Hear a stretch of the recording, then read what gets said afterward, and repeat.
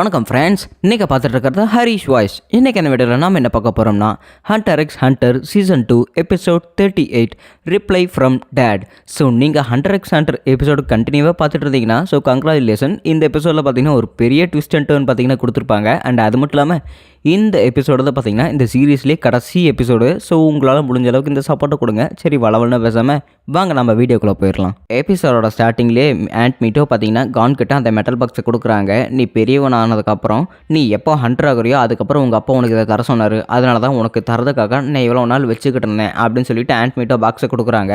So ஒரு வழியாக பார்த்தீங்கன்னா கான் அவனோட அப்பாவோட வாய்ஸை கேட்டுட்டான். அண்ட் அவனுக்கு அந்த பாக்ஸில் இன்னும் 2 எக்ஸ்ட்ரா பொருள் மாதிரி இருக்குது. அதுக்கு முதல்ல பார்த்தீங்கன்னா இப்போ கான் வந்து அவனோட அப்பா குரலை வந்து அப்படியே ஆழ்ந்து அப்படி வாயை பிறந்து பார்த்துக்கிட்டு இருக்கிறான். ஸோ கான், நீ ஒரு வழியாக ஹண்டர் ஆகிட்ட. அண்ட் அது மட்டும் இல்லாமல் உனக்கு என்ன பார்க்கணுன்னு ஆசையே இருக்குதானே அப்படின்னு சொல்லிட்டு பார்த்தீங்கன்னா அவங்க அப்பா வந்து டேப் ரெக்கார்டில் கேட்டுட்டு இருக்கிறாப்புல. ஸோ உனக்கு என்ன பார்க்கணுன்னு ஆசையாக இருந்துச்சுன்னா நான் நிஜமாலுமே சொல்கிறேன், நீ எப்படியோ என்னை வெறுத்திருப்ப, இருந்தாலுமே நீ என்னை கண்டிப்பாக பார்க்கணுமா அப்படின்னு சொல்லிட்டு பார்த்தீங்கன்னா அவர் அப்பா வந்து டைம் கொடுக்குறாப்புல, நீ முடிவெடு அப்படின்னு சொல்லிட்டு. அதே சமயத்தில் ஆட்மீட்டோ பார்த்தீங்கன்னா கானோட துணி வந்து காய போட்டுட்ருக்காங்க. ஸோ ஒரு நிமிஷம் ஆயிடுச்சு. ஸோ நிஜமாலுமே என்னை பார்க்க வரையாட்டிருக்குது, இருந்தாலுமே இன்னும் ஒரு நிமிஷம் டைம் எடுத்துக்க, ஏன்னா நீ என்னை பார்க்க வரையா இல்லையா அப்படின்னு முடிவு இருக்கிறதுக்காக டைம் எடுத்துக்கோ அப்படின்னு சொல்லிட்டு அவங்க அப்பா மறுபடியும் ஒரு நிமிஷம் டைம் கொடுக்குறாப்புல. கான் என்னடா பண்ண போகிற அப்படின்னு சொல்லிட்டு கிலோ கேட்டு இருக்கும்போது கான் எதுவுமே பேசாமல் ஆவலாக உட்காந்துட்டு இருக்கிறான். அதே சமயத்தில் ஆட்மீட்டோ பார்த்தீங்கன்னா இங்கே துணியை காய போட்டுட்ருக்காங்க. கான், எனக்கு தெரிஞ்ச நீ இந்த ஒரு நிமிஷத்தை கடந்து வந்து இங்கே வெயிட் பண்ணிட்டு இருப்பேன்னு நினைக்கிறேன். அப்படின்னா உனக்கு என்ன பார்க்கணுன்னு ரொம்பவே ஆசையாக இருக்குதாட்டு இருக்குது. நீ உனக்கு என்ன பார்க்கலாம், ஆனால் எனக்கு ஒன்று பார்க்கறதுல சுத்தமாக விருப்பமே இல்லை அப்படின்னு சொல்லிட்டு அவங்க அப்பா சொல்கிறாரு. இதை கேட்டோடனே மனுஷனுக்கு பார்த்தீங்கன்னா ஒரு மாதிரி ரொம்பவே டென்ஷன் ஆயிடுச்சு கானுக்கு. ஏன்னா நீ உன்னோட நான் ரொம்பவே தூரத்தில் இருக்கிற கான், நான் ஒரு சிறந்த அப்பாவும் உனக்கு நான் எப்போவுமே இருந்ததே இல்லை. ஒரு தகப்பா பண்ண வேண்டிய விஷயம் எதையுமே நான் உங்கள்கிட்ட பண்ணதில்லை. முதல்ல ஹண்டர்ஸ் எல்லாருமே ரொம்பவே கொடூரமானவனுங்க, அவனுக்கு எல்லாமே சுயநலம் பிடிச்சவாதீங்க அப்படின்னு சொல்லிட்டு ஒரு தூரத்தில் இருக்கிற திக்கு தெரியாத தீவிர பார்த்தீங்கன்னா ஒருத்தர் காட்டிட்டு இருக்கிறாங்க. ஸோ இவர் தான் பார்த்தீங்கன்னா கானோட அப்பா. ஸோ போ அப்படின்னு சொல்லிட்டு அவர் கத்துறாப்புல. அவருக்கு கீழே பார்த்தீங்கன்னா ஒரு டிராகன் மாதிரி இருக்குது. அந்த டிராகனை தூக்கிட்டு இன்னொரு டிராகன் பார்த்தீங்கன்னா பறந்து போய்கிட்டே இருக்குது. ஸோ நான் வந்து கண்ணுக்கு தெரியாத தீவில் ஒருத்தர் இருக்கிறேன், நீ வந்து என்னை பார்க்கணுன்னு ஆசைப்பட்டீங்கன்னா வந்து என்னை கண்டுபிடி, நீ தான் ஹண்டர் ஐட்டியில். ஸோ நீ எப்போ என்னை கண்டுபிடிக்கிறியா அப்போ நான் இந்த மாதிரி குழந்தைத்தனமான விஷயங்கள் செஞ்சுக்கிட்டு தான் இருப்பேன். அதனால் நீ வந்து என்னை டேரெக்டாகவே கண்டுபிடியாண்டா. அது மட்டும் இல்லாமல் இங்கே இருக்கிற யாரையுமே நம்பிடாத, ஏன்னா ஹண்டர்ஸ் எல்லாருமே ஒரு சுயநலவாதிங்க, அவங்களோட பொருள் கிடைக்கிறதுக்கு என்ன வேணால் செய்வானுங்க அப்படின்னு சொல்லிட்டு இருக்கிறாங்க. எப்போ அவங்க அப்பா சரியான ஆள்ரா, டேப் ரெக்கார்டரில் எல்லாத்தையும் அமுச்சு விட்டு போயிட்டே இருப்பார் அப்படின்னு சொல்லிட்டு கிலோ அந்த இடத்துல டேப் ரெக்கார்டர் ஆஃப் பண்ண போக கிலோ ஒரு நிமிஷம் டேப் ரெக்கார்டர்னா ஆஃப் ஆகல அப்படின்னு சொல்லிட்டு இருக்கிறாப்ல. அண்ட் அது மட்டும் இல்லாமல் உனக்கு உங்கள் அம்மாவை பற்றி நான் சொல்லணும் அப்படின்னு சொல்லிட்டு பார்த்தீங்கன்னா அவங்க அப்பா வந்து சொல்கிறாப்ல, உனக்கு இதை கேட்க இஷ்டம் இல்லைன்னா டைப் ரெக்கார்டர் ஆஃப் பண்ணிட்டு அப்படின்னு சொல்லிட்டு இருக்கும்போது அவன் டேப் ரெக்கார்டர் ஆஃப் பண்ணிட்டான். நிஜமாலுமே நீ இதை ஆஃப் பண்ணிட்டா, ஏன் கேட்க விருப்பம் இல்லை அப்படிங்கிறாங்க. இல்லை, ஆண்ட் மீட்டை தான் என்னோட அம்மா, அதை நான் எப்பவுமே மாற்ற மாட்டேன், உனக்கு ஏதாவது சாப்பிட்றதுக்கு வேணால் எடுத்துகிட்டு வரட்டா அப்படின்னு சொல்லிட்டு பார்த்தீங்கன்னா இந்த இடத்துல கான் வந்து பேசிட்டு போயிட்டு இருக்கிறான்.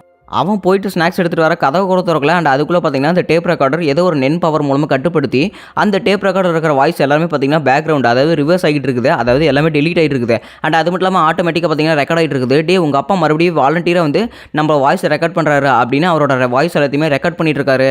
இது எப்படியாவது நம்ம நிறுத்தி ஆகணுமே அப்படின்னு சொல்லிட்டு இருக்காங்க. கானு அவசரமாக போய் ப்ளக்கை பிடுங்குறான். ப்ளக்கை பிடுங்கணும் அடுத்த செகண்டும் பார்த்தீங்கன்னா டேப் ரெக்கார்டர் ஓடிக்கிட்டே இருக்குது. என்னடா அது ப்ளக்கை பிடுங்கிட்டு அது மறுபடியும் ஓடிக்கிட்டே இருக்குது அப்படின்னு சொல்லிட்டு கானுக்கு ஆச்சரியமாக இருக்குது. என்ன மனுஷரா கான், இதை நான் உடைக்க போகிறப்ப அப்படின்னு சொல்லிட்டு கிலோவை தூக்கி எடுத்து ஒரு குத்துறான். இருந்தாலுமே இது ஒன்றுமே உடையில. இந்த பாதுகாக்கிற நென் வந்து இதை நல்லாவே பாதுகாத்துட்டு இருக்குதுன்னு நினைக்கிறேன், என்னால் இதுக்கு மேலே உடைக்க முடியலடா அப்படின்னு சொல்லிட்டு பார்த்தீங்கன்னா கிலோ அந்த இடத்துல சாஞ்சி உட்காந்துட்டான். ஸோ ஒருவேளை அந்த நென்னோட பவர் எல்லாமே தீர்ந்ததுக்கு அப்புறம் ஃபுல்லாகவே பார்த்தீங்கன்னா இவங்க பேசுகிறத வந்து ரெக்கார்டிங் பண்ணிச்சு, அதாவது இவங்க அப்பாவோட வாய்ஸ் எல்லாத்தையுமே டெலீட் பண்ணிச்சு. அவங்க திரும்பவும் ப்ளே பண்ணி பார்த்தா இவங்க அப்பாவோட வாய்ஸ் பாடுறா கிளியர் ஆகிட்டு இருக்குது அப்படின்னு பேசியிருப்பாங்க பார்த்தீங்களா. அதுதான் பார்த்தீங்கன்னா இவங்களுக்கு திரும்ப ரெக்கார்ட் ஆகிட்டே இருக்குது.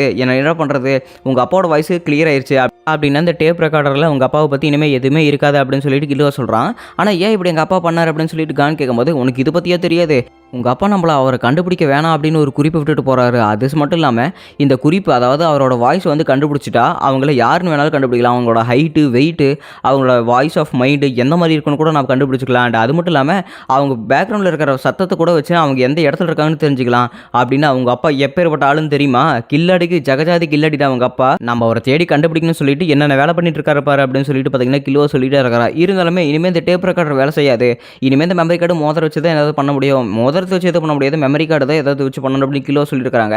இந்த மெமரி கார்டு என்னடா இவ்வளோ குட்டியாக இருக்குது, சாதாரண மெமரி கார்டு விட ரொம்பவே சின்னதாக இருக்குது அப்படிங்கிறாங்க. இது ஜேஎஸ்க்கு போடுற மெமரி கார்டு தான், உனக்கு அது கூட தெரியாது அப்படிங்கிறாங்க. ஜேஎஸ் அப்படின்னா என்ன அப்படின்னு கான் கேட்கும்போது, அது ஜாய் ஸ்டேஷன்ரா, அது இங்கே எங்கேயாவது கடையில் இருக்கும்னு நினைக்கிறேன், நான் போய் அதை வாங்கிட்டு வரேன் அப்படின்னு சொல்லிட்டு பார்த்தீங்கன்னா அந்த இடத்துல கிலோவா போயிட்டே இருக்கிறா. கிலோவா கடற்கரைக்கு பக்கத்தில் அந்த டாய் ஸ்டோர் இருக்குது, போய் வாங்கிட்டு வந்துரு அப்படின்னு சொல்லிட்டு கான் அந்த போட்டியை கையில் கையிலே வச்சுக்கிட்டு இருக்கிறான். ஸோ மிட்டோவுக்கு பார்த்தீங்கன்னா இங்கே ஆச்சரியமாக இருக்குது. ஸோ ஒரு வேளை கான் அதை பொட்டி திறந்துட்டானா அப்படின்னு சொல்லிட்டு உத்து பார்த்துட்டு இருக்காங்க. கிலோவும் பார்த்தீங்கன்னா ஜாய் ஸ்டேஷன் போய் வாங்கிட்டு வந்துட்டான். ஓ அப்போ இதுக்கு பேர் தான் ஜாய் ஸ்டேஷனோட அப்படின்னு கான் வாய் திறந்து கேட்டுட்டு இருக்கிறான்.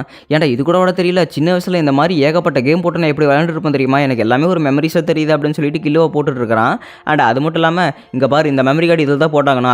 இது மட்டும் இல்லாமல் இது ஒரு கேம் மெமரி இல்லை, இது ஜஸ்ட் கேமில் விளையாடக்கூடிய கேம் சேவ்டு டேட்டா தான், இது நம்ம வச்சு கேம்லாம் ஆட முடியாது, இதில் என்னென்ன சேவ் பண்ணியிருக்காங்க தான் பார்க்க முடியும் அப்படிங்கிறாங்க.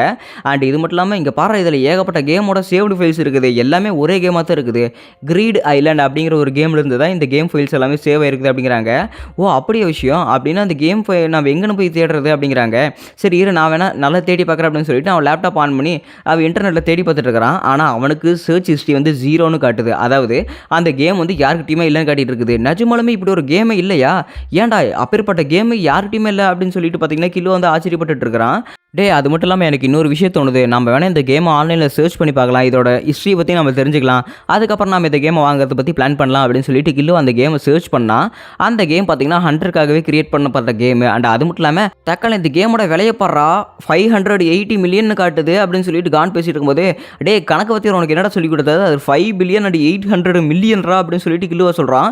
இப்பேற்பட்ட கேம் எதுக்கிட்ட இவ்வளோ விலை கொடுத்து வாங்குறாங்க அப்படின்னு சொல்லிட்டு ஆச்சரியப்பட்டு இருக்கானுங்க. அண்ட் அது மட்டும் இல்லாமல் இது மொத்தமாகவே 20,000 பேர் ரெக்வஸ்ட் பண்ணி கேட்டு ஆனால் வெறும் 100 காப்பீஸ் தான் கொடுத்துருக்காங்க. சே இந்த கேம் டெவலப் எல்லாமே ரொம்பவே நச்சு பண்ணிட்டு இருக்கானுங்க, வேணா நம்ம அந்த கேம் டெவலப் பண்ணவங்கிட்டே ஃபோன் பண்ணி கேட்டுக்கலாம் அப்படின்னு சொல்லிட்டு ஃபோன் பண்ணி கேட்குறாங்க. ஸோ அந்த கேமோட காப்பீஸ் வந்து இனிமேல் இல்லை, அவைலபிளாக கிடைக்காது அப்படின்னு சொல்லிட்டு அவங்களே கை விரிச்சிட்டாங்க. இதுக்கப்புறம் நம்ம என்னடா பண்ணுறது, நம்மக்கிட்ட அந்த காப்பீஸுமே கிடைக்காது. ஸோ இப்போ இந்த டெவலப்பரே கை விரிச்சிட்டாங்க அப்படிங்கிறாங்க. ஸோ அந்த கேம் சேவ்டு ஃபைல் வச்சு நம்ம என்ன பண்ணுறது அப்படின்னா, அப்பா வந்து கிரீட் ஐலாண்டில் தான் இருக்காரா என்ன, அந்த மாதிரி ஏதாவது ஒரு க்ளூ இருந்தால் கூட பரவாயில்ல, ஆனால் வெறும் மெமரி கார்டு வச்சுக்கிட்டு நம்மளால் எதுவுமே பண்ண முடியல, இப்போ என்ன பண்ணுறதுன்னு ஒன்றுமே புரியல அப்படின்னு சொல்லிட்டு 2 பேருமே பேந்து முடிச்சுட்டு இருக்காங்க. ஸோ கிலோவுக்கு ஏற்கனவே வந்து ஐடியா வச்சா இப்போ கானுக்குமே வந்துருக்குது.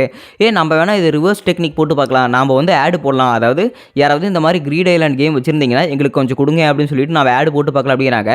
போட்ட அடுத்த செகண்டே பார்த்தீங்கன்னா 700 பேர் 800 பேர்னு ரெக்வஸ்ட் வந்துகிட்டே இருக்குது, எங்களுக்கும் அந்த கேம் வேணும் அப்படின்னு சொல்லிட்டு. ஒரு 10 நிமிஷத்தில் பார்த்தீங்கன்னா 1,00,000 பேரோட ரெக்வஸ்ட் கொடுத்துட்டாங்க. இங்கே பாரா எத்தனை பேர் ரெக்வஸ்ட் கொடுத்துட்டாங்க அப்படின்னா, நிறைய பேர் இந்த கேமோட காப்பிக்காக தான் வெயிட் பண்ணிட்டு இருக்கானுங்களா அப்படின்னா. சரி இந்த கேமுக்கு இவ்வளோ விலை இருக்கிறதெல்லாம் ஆச்சரியமே இல்லைப்பா, இருந்தாலுமே அந்த மாதிரி கேமெல்லாம் நம்மளால் கண்டுபிடிக்கவே முடியாது அப்படின்னு சொல்லிட்டு கிலோவை கை விரிச்சிட்டான். சரி இருந்தாலுமே உனக்கு அந்த மாதிரி கேம் வச்சிருக்கிறவனை யாராவது தெரியுமாடா அப்படின்னு சொல்லிட்டு பார்த்தீங்கன்னா கான் கேட்டுகிட்டே இருக்கிறான். எனக்கு அந்த கேம் பற்றி என்னடா தெரியும், இருந்தாலுமே அந்த கேம் பற்றி தெரிஞ்ச ஒரு ஆளை எனக்கு தெரியுமே அப்படிங்கிறாங்க. கிலுவா யார் அது அப்படின்னு சொல்லிட்டு கான் பேசிக்கிட்டே இருக்கும்போதே, ஹலோ கோட்டோசான் அங்கே இருக்கிறீங்களா அப்படிங்கிறாங்க. யார் கோட்டோவா அப்படின்னு சொல்லிட்டு கிலோவோட பட்லர் இருப்பான் பார்த்தீங்களா, அவன் வந்து கானோட மைண்டு வந்துட்டு இருக்கிறான். தயவு செஞ்சு அந்த பண்ணிக்கு கான்ஃபரன்ஸ் போடுறியா அப்படின்னு சொல்லிட்டு கிலோவை கேட்டுகிட்டே இருக்கிறான். ஸோ அதே சமயத்தில் அவனோட அண்ணன் இருந்துக்கிட்டு, வாய்ப்பே இல்லை நான் முதல்ல கிலோவை கூட பேசவே மாட்டேன், நான் ஏதாவது வேறு வேலை இருக்குன்னு சொல்லிட்டு போயிரு பட்லர் அப்படின்னு சொல்லிட்டு பார்த்தீங்கன்னா அந்த இடத்துல அவங்க அண்ணன் சொல்கிறான். இன்னொரு தடவை அவன் காலை வச்சானே வச்சுக்க, நான் அவன் கூட பேசி ஆகணும், இல்லைன்னா அவனோட டாய் கலெக்ஷன் எல்லாத்தையுமே நான் உடச்சு போடுவேன் அப்படிங்கிறாங்க. சரி பேசி தொலைகிறேன், இன்னொரு தடவை என் கலெக்ஷன் மேலே கை வச்சினா உனக்கு கொன்னே போட்டுருண்டா அப்படின்னு சொல்லிட்டு அவங்க அண்ணன் சொல்லிட்டு இருக்கிறான். ஏன்னா மனுச்சர்றானா நான் கூட சும்மா விளையாடினேன் அப்படின்னு சொல்லிட்டு பார்த்தீங்கன்னா அந்த இடத்துல கிலோவை பேசிட்டு இருக்கிறான். என்னது உங்கள் அண்ணனா அப்படின்னு சொல்லிட்டு கானுக்கு பார்த்தீங்கன்னா இலுமிதே ஞாபகம் வந்துட்டு இருக்கிறான். ஸோ நான் உங்கள்கிட்ட ஒரே ஒரு முக்கியமான விஷயம் கேட்கணும், உனக்கு ஹண்டர் கேம் பற்றி தெரியுமா, கிரீட் ஐலாண்டு அந்த கேம் எனக்கு இப்போ தேவைப்படுது, அந்த கேம் உங்கள்கிட்ட இருக்குதாடா அப்படின்னு கிலுவா பார்த்தீங்கன்னா அவங்க அண்ணன் கிட்ட கேட்டுகிட்டே இருக்கிறான். அதெல்லாம் என்கிட்ட இல்லை, ஏன்னா அது மாதிரி கேமே ஒரு 100 காப்பீஸ் தான் இருக்குது, அது மட்டும் இல்லாமல் அந்த கேம் ரிலீஸ் ஆகிறப்போ எனக்கு 5 வயசு தான் இருந்தது, அதை வாங்குறப்போ எனக்கு காசுமே இல்லை, அதனால் அதை விட நல்ல கேமெல்லாம் எனக்கு கிடச்சிருக்கு, அதனால் எனக்கு அது தேவையில்லை அப்படின்னு சொல்லிட்டு அவங்க அண்ணன் கை விரிச்சிட்டான். என்னன்னா உன்னால் முடியாதனால நீ எப்படி கை விரிச்சிட்டே என்ன முட்டா பையில அப்படின்னு சொல்லிட்டு அவன் தம்பி உசுப்பேத்தி விட்டுருக்கான். கிலோ இருந்துக்கிட்டு எலி குஞ்சு வாய் ஓவராக பேசிகிட்டு இருக்காதா, எனக்கு அந்த கேமை பற்றி சில தடையும் கிடச்சிருக்குது, மெயினாக என்கிட்ட ஒரு 2 தடை இருக்குது, அந்த 2 தடையத்தை வச்சுக்கிட்டு என்கிட்ட அந்த கேமுக்கான திரும்ப கண்டுபிடிச்சிட முடியும் அப்படிங்கிறாங்க. ஓ அப்படியே விஷயம் அப்படின்னா அந்த 2 தடையத்தை என்னன்னு என்கிட்ட நல்ல பையனா சொல்லியிருப்பாங்களா அப்படின்னு கிலோ சொல்கிறான். நான் இதுக்கு மேலெல்லாம் எதுவுமே உங்கள்கிட்ட சொல்ல மாட்டேன், நான் அது மட்டும் இல்லாமல் உனக்கு ஃப்ரீயாக அதெல்லாம் சொல்ல மாட்டேன் அப்படிங்கிறாங்க.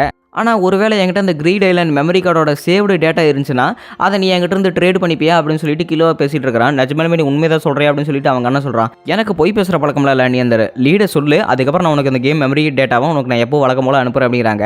ஸோ அந்த 2 லீடை சொன்னதுக்கப்புறம் பார்த்தீங்கன்னா இவன் கால் வச்சுட்டான். ஏன்னா மனுஷரா கான் நான் எப்பவும் போல் சொதப்பிட்டேன், அந்த மெமரி கார்டோட ஒரு காப்பி எங்கள் அண்ணனுக்கு வேணும்னு சொன்னான், அதனால நான் அது ஒத்துக்க கொடுத்துட்டேன். அண்ட் அது மட்டும் இல்லாமல் நமக்கு ஒரு 2 லீடு கிடச்சிருக்குது. முதல் லீடு என்னன்னா ஹண்டர்ஸ்க்காகவே இருக்கிற ஒரு வெப்சைட் இருக்குது, அந்த வெப்சைட் வச்சு அந்த கேம் ஈஸியாக கண்டுபிடிக்க முடியும்னு அப்படின்னு சொல்லிட்டு இருக்காங்க. அப்படியே சரி ஹண்டர் லைசன்ஸ் நான் போட்டு பார்க்க போகிறேன் அப்படின்னு சொல்லிட்டு கான் அவசர கொடுக்க போயிட்டே இருக்கிறான். பைத்தியக்காரன், நீ எதுக்காக உன்னோட ஹண்டர் லைசன்ஸை உன்னோட வீட்டில் இருக்கிற லேப்டாப்பில் போட்டு பார்க்குற?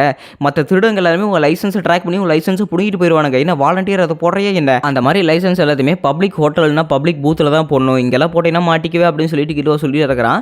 அண்ட் அதோட ஹோட்டலுக்கான அட்ரஸ் இன்னும் எங்கள் அண்ணன் அனுப்பவே இல்லை. அண்ட் ரெண்டாவது லீடு என்னன்னா, யார்க் நியூ சிட்டியில் செப்டம்பர் மாதத்தில் ஆக்ஷன் நடக்க போகுது. அந்த ஆக்ஷனில் தான் நாம் இந்த கேமை யாரும் ரிலீஸ் பண்ண போகிறோம் அப்படின்னு சொல்லிட்டு இருக்காங்க. யார்க் நியூ சிட்டியில் நாம் எங்கள் அப்பாவை தேட போயிட்டு இருக்கிறோம். ஆனாலுமே எங்கள் அப்பாவே கூட அந்த கேமோட காப்பீஸில் வச்சுக்கிட்டு அந்த இடத்துல காத்துக்கிட்டு இருக்கிறாம்ல. அப்படின்னா சரி, எங்கள் அப்பாவை பார்க்க யார்க் நியூ சிட்டிக்கு நான் இங்கிருந்து கிளம்ப போகிறேன் அப்படின்னு சொல்லிட்டு கான் யோசிச்சுக்கிட்டே இருக்கிறான். அண்ட் அது மட்டும் இல்லாமல் மிட்டோவும் அவங்களோட பாட்டியுமே பார்த்தீங்கன்னா தடபடலாம் விருந்து செஞ்சுக்கிட்டு இருக்காங்க. ஸோ பையன் இங்கிருந்து கிளம்ப போகிறா அப்படின்னு சொல்லிட்டு இவங்க ஒரு பக்கம் சமைச்சிட்டு இருக்காங்க. அண்ட் கில்லோட பிரதர் பார்த்தீங்கன்னா அந்த வெப்சைட்டில் தேடி கண்டுபிடிக்கிறான். ஸோ அந்த வெப்சைட்டில் பார்த்தீங்கன்னா பெட்டரா த டைக்கூன் அப்படிங்கிற ஒருத்தன் பார்த்தீங்கன்னா அந்த ஹண்டர் கேமை பார்த்தீங்கன்னா 70 பில்லியனுக்கும் அண்ட் அந்த கேம் சேவ் பண்ணி வச்ச மெமரி ஸ்லாட்டுமே கம்ப்ளீட்டாக சேவ் ஆயிருக்கும். அண்ட் அதையுமே பார்த்தீங்கன்னா 50 மில்லியனுக்கு தரேன் அப்படின்னு சொல்லிட்டு அந்த ஆடில் போட்டிருப்பான். ஸோ இந்த லெஜெண்டரி விஷயத்தை நானே முடிக்கிறேன் பாரு அப்படின்னு சொல்லிட்டு அவங்க அண்ணன் பிளான் போட்டிருப்பான். அண்ட் கானுமே பார்த்தீங்கன்னா தடபுல விருந்துக்கு ரெடி ஆகிட்டான். என்ன ஆன்ட்மிட்டோ இவ்வளோ சமைச்சிருக்கிறீங்க அப்படின்னு சொல்லிட்டு கான் கேட்கும்போது, நீ எப்போ திரும்பிங்கிறது கிளம்ப தான் போகிறேன், ஆனால் மறுபடியும் எப்போ சாப்பிட வருவேன்னு தெரியல, அதனால தான் உனக்கு இன்றைக்கே தடபுடலாம் விருந்து சமைச்சு வச்சுட்டேன் அப்படின்னு சொல்லிட்டு ஆன்ட்மிட்டோ சொல்கிறாங்க. ஸோ ஒரு வழியாக பார்த்தீங்கன்னா 2 பேருமே சந்தோஷம் அடைகிறாங்க. அப்படின்னு சரி நாங்கள் சாப்பிட ஆரம்பிக்கிறோம் அப்படின்னு சொல்லிட்டு பார்த்தீங்கன்னா 2 பேருமே விருந்து சாப்பிட்டுட்டு இருக்கிறாங்க. அடுத்த நாள் காலையில் பார்த்தீங்கன்னா அந்த கப்பலை பிடிச்சிட்டு வழக்கம் போல் இங்கே கிளம்பிட்டாங்க. ஸோ நான் போயிட்டு வரேன் ஆன்ட்மிட்டோ, உங்கள் உடம்ப பார்த்துக்குங்க, நான் மறுபடியும் போய் கிங்கை கண்டுபிடிச்சிட்டு அதுக்கப்புறம் நான் திரும்ப இந்த தீவுக்கு வரேன், நீங்கள் உங்கள் உடம்ப பார்த்துக்கோங்க அப்படின்னு சொல்லிட்டு பார்த்தீங்கன்னா கப்பலில் கிலோவும் கானுமே பார்த்தீங்கன்னா இங்கே யார்க் நியூ சிட்டிக்கு தன்னோட பயணத்தை தொடங்கிட்டாங்க. உங்களை நான் ரொம்பவே மிஸ் பண்ணுவேன், உங்கள் உடம்ப பார்த்துக்கோங்க அப்படின்னு சொல்லிட்டு பார்த்தீங்கன்னா கான் அந்த இடத்துலேருந்து கத்திட்டு இருக்கிறான். ஸோ ஆன்ட்மிட்டோ பார்த்தீங்கன்னா டாட்டா காட்டிகிட்டே இருக்கிறாங்க. அண்ட் இந்த சீரீஸில் பார்த்தீங்கன்னா நம்ம ஹீரோஸ் 2 பேர் கான் அண்ட் கில்லுவா அவங்க 2 பேருமே யார்க் நியூ சிட்டிக்கு போய் அவங்க அப்பாவை கண்டுபிடிக்கணும், இல்லைனா அந்த கேமை ஆக்ஷனில் ஜெயிக்கணும் அப்படின்னு சொல்லிட்டு தான் பார்த்தீங்கன்னா இவங்க பிளானிங்கில் இருக்கிறாங்க. அண்ட் இவங்களோட பயணமும் தொடருது. அண்ட் இந்த எபிசோடுமே பார்த்தீங்கன்னா முடிக்கப்பட்டது. ஸோ இந்த எபிசோடு பிடிச்சிருந்துச்சுன்னா மறக்காம ஃப்ரெண்ட்ஸ்க்கு எல்லாமே ஷேர் பண்ணிடுங்க. And Hunter X Hunter season 3 வேணும்னா கீழே கமெண்ட் பண்ணுங்கள் சீசன் 3 வேணும் ப்ரோ அப்படின்னு சொல்லிட்டு. ஏன்னா நெக்ஸ்ட் டைமே நான் ப்ளீச் போடலாம் அப்படின்னு சொல்லிட்டு ஒரு ஐடியாவில் இருக்கிறேன். என்னன்னு சொல்லிட்டு கீழே கமெண்ட் பண்ணுங்கள். சரி, உங்களை நான் புதிய எபிசோடில் சந்திக்கிறேன். Until then, it's bye from Harish Voice.